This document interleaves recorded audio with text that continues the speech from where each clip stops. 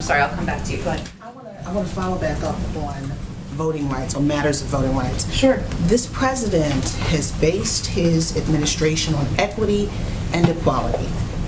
And now the issue of voting rights is in our face.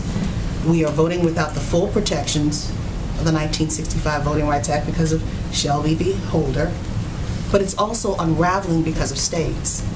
And the person that seems to be holding it up is Joe Manchin.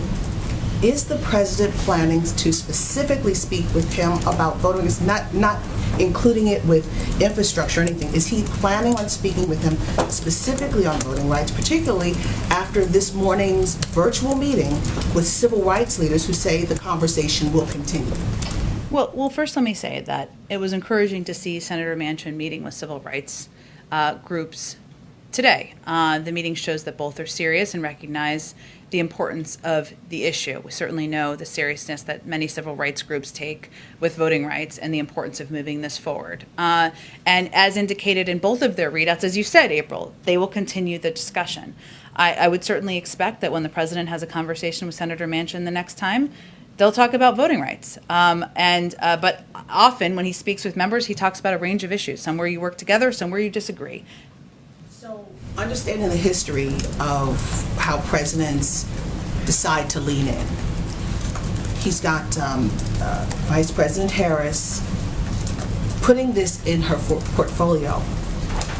But when will the president begin to lean in? Is there a moment where he has to himself lean in on this? Because if it doesn't happen before the next elections, it looks like it could be a done deal.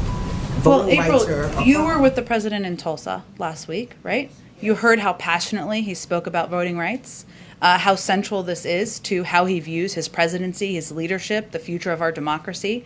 I mean, that was central to the message he delivered in a speech that was widely covered, that was reflecting on a moment in history that hasn't been given the attention that it certainly deserves. I certainly would not say we're waiting. As I noted, we're going to continue to press for federal action, to move forward on a bill that the president would love to sign into law.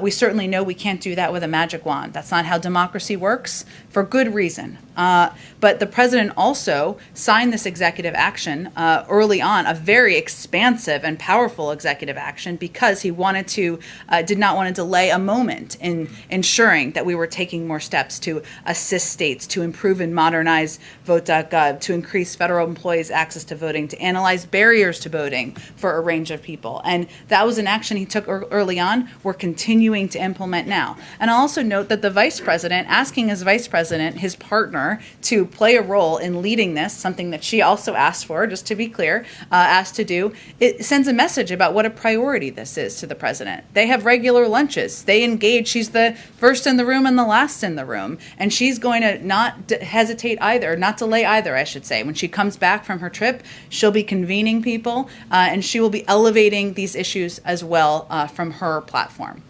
Jen. Go ahead, Rija. Thank you, Jen.